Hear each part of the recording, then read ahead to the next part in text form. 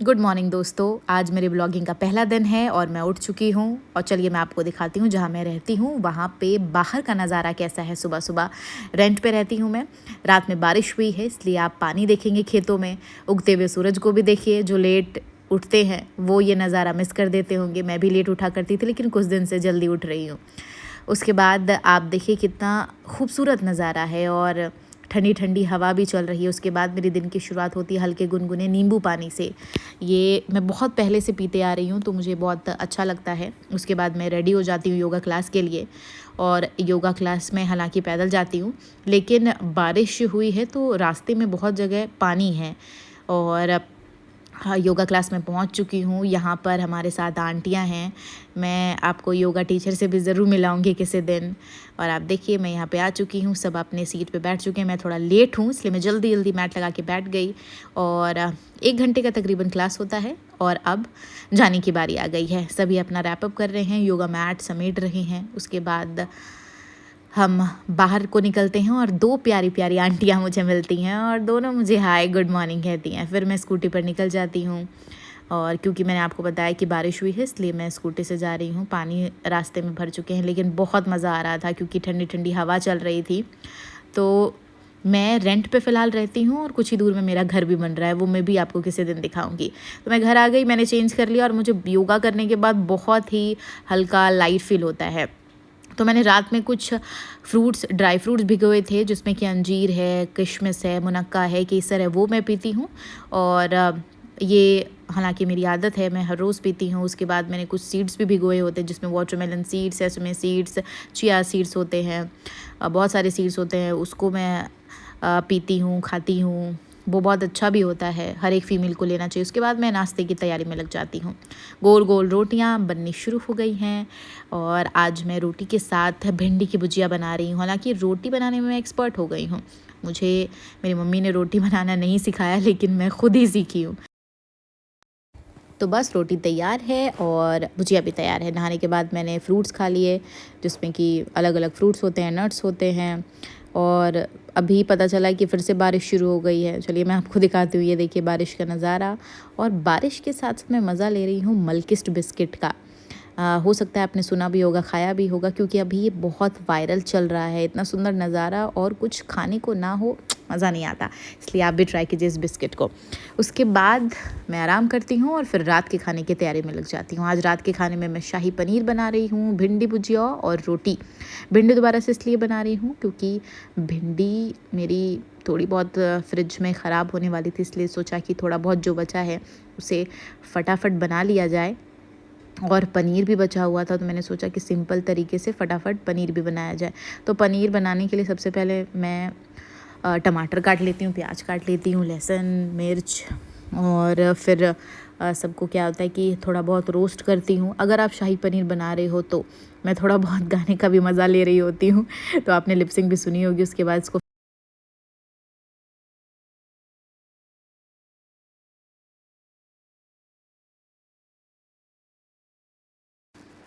तो थोड़ा बहुत शैलो फ्राई करने के बाद इसे थोड़ा ठंडा करने के बाद मिक्सी जार में डालिए और फटाफट से इसका पेस्ट बना लो। पेस्ट बनने के बाद उसे साइड कर लो निकाल के। तब तक पनीर को कट कर देती हूँ। उसमें हल्का नमक और लाल मिर्च भी डालती हूँ क्योंकि उससे जब फ्राई होता है तो हल्का इन्हांस होता है उसका टेस्ट।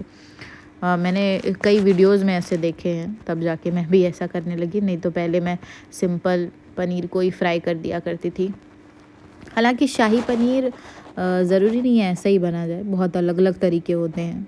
और मैंने भी ये कुछ वीडियोस में ऐसे देखे थे क्रीमी टेक्सचर के लिए कि जिसमें काजू डालते हैं, तिल डालते हैं।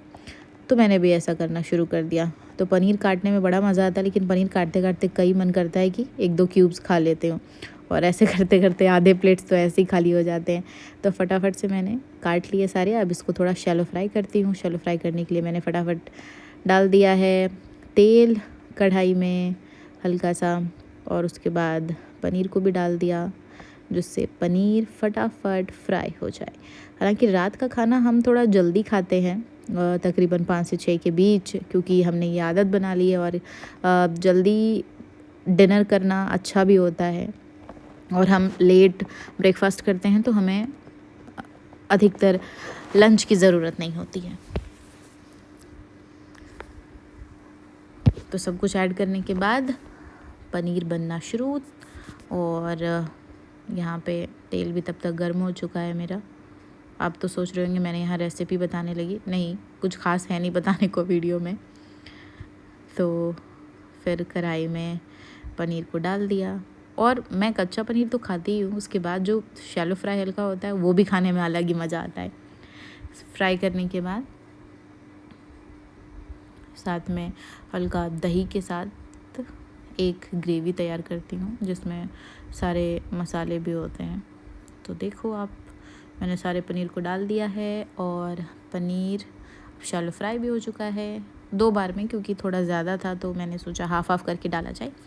आप देख सकते हो प्लेट में मैंने निकाल दिया है। उसके बाद ये रहा दही 2 से 3 चम्मच, और उसके बाद उसमें सारे मसाले आप बना सकते हो। और ये ग्रेवी ना सिर्फ शाही पनीर के लिए होता है, बल्कि आप किसी भी कोई भी सब्ज़ी बना रहे हो ग्रेवी का, उसमें आप यूज़ कर सकते हो। जैसे कि उसमें मैंने लाल मिर्च, नमक, फिर हल्दी, गरम मसाला, काली मिर्च पाउडर, फिर धनिया पाउडर, सारे मसालों को मिक्स करके उसका एक थिक सा पेस्ट बना लिया, और जिसमें मैंने सारे पेस्ट डाले थे टमाटर प्याज के, उसमें उसको भी डाल देती हूँ ताकि थोड़ा ग्रेवी थिक हो जाए।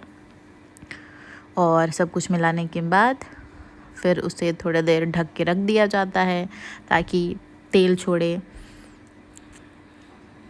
तो सारे मसाले, पहले मुझे खाना बनाना कुछ ख़ास पसंद नहीं होता था, लेकिन फ़िलहाल मैं जॉब छोड़ चुकी हूँ और घर में हूँ, तो यही बेस्ट काम है टाइम पास करने का।